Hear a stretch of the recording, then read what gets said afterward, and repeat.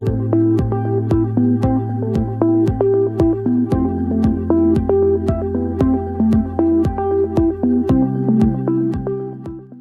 मसीह की प्रियो, आप सबका स्वागत है हमारे चैनल बिब्लिकल फैक्ट हिंदी में। आज की इस वीडियो में हम बात करेंगे परमेश्वर के स्वरूप के बारे में। जब हम आकाश, जीव जंतु और पेड़ पौधों को देखते हैं तो हमें परमेश्वर की महिमा स्पष्ट रूप से समझ में आती है कि इन सभी चीजों को रचने वाला परमेश्वर है। परमेश्वर की बनाई हुई हर एक वस्तु सुंदर है, लेकिन परमेश्वर की सबसे उत्तम रचना आदम और हव्वा थे, क्योंकि परमेश्वर ने उन्हें अपने ही स्वरूप और समानता में बनाया।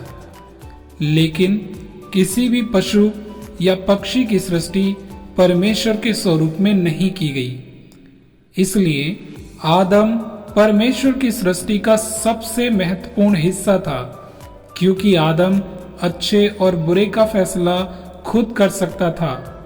उसके अंदर फ्री विल की इच्छा को डाला गया था। लेकिन मेरे प्रियो, इसका क्या अर्थ है कि मनुष्य को परमेश्वर के स्वरूप में रचा गया? परमेश्वर के स्वरूप का मतलब क्या है? ज्यादातर लोग यही सोचते हैं कि परमेश्वर का स्वरूप का मतलब एक आकृति होता है, यानी कि परमेश्वर एक आकृति में है और उसी आकृति में परमेश्वर ने आदम को बनाया। लेकिन मेरे प्रियो, स्वरूप शब्द का वास्तविक मायने इससे भी परे है।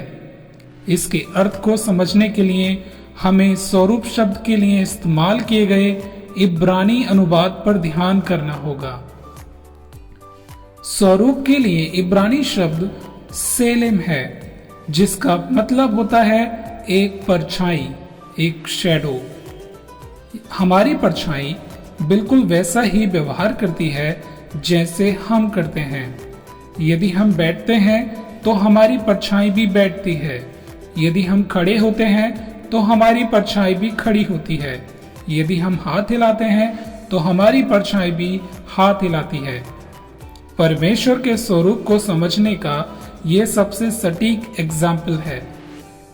आदम एक प्रकार से परमेश्वर की परछाई था और उसे वही करना था जो परमेश्वर चाहता है। उसके भीतर परमेश्वर के उद्देश्य को डाला गया था ताकि वो परमेश्वर की इच्छा को पूरी करे और सारी सृष्टि पर राज्य करे।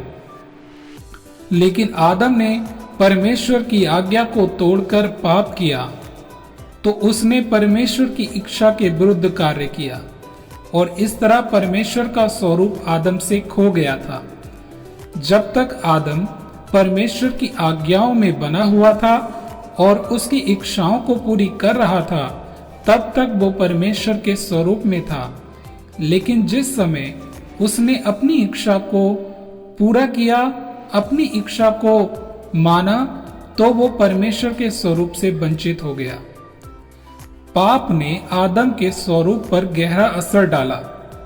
पाप के कारण वो परमेश्वर के वास्तविक स्वरूप से वंचित हो गया था और इसका असर उसके बाद की आने वाली सभी पीढ़ियों के साथ साथ वातावरण और पशुओं पर भी पड़ा। जो चीजें पहले अच्छी थी वो बुरी हो गई। पाप का अर्थ है परमेश्वर की व्यवस्था को तोड़ना या उस व्यवस्था का विरोध करना। जैसा कि हम देख सकते हैं पहला यूहन्ना 3:4। पाप तो व्यवस्था का विरोध है।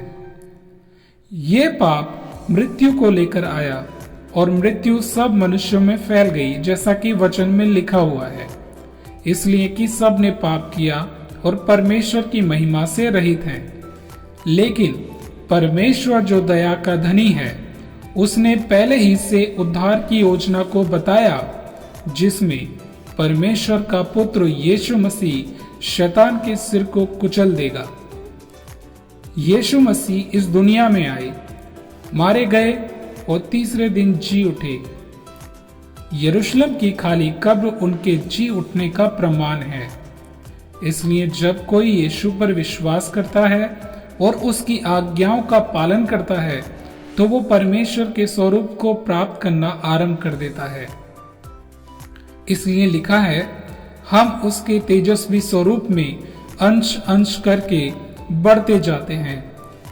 इसलिए मेरे प्रियो, जब हम परमेश्वर की आज्ञाओं को मानते हैं तो हम परमेश्वर के स्वरूप में बनते चले जाते हैं, और ये हमारी जिम्मेदारी है कि हम परमेश्वर के लिए जिएं और उसकी आज्ञाओं को पूरा करें। हमारे लिए ये जरूरी है कि हम यीशु मसीह का अनुसरण करें, हम वैसा ही चलें जैसा कि वो चला था। उसका जीवन हमारे लिए एक सटीक एग्जाम्पल है।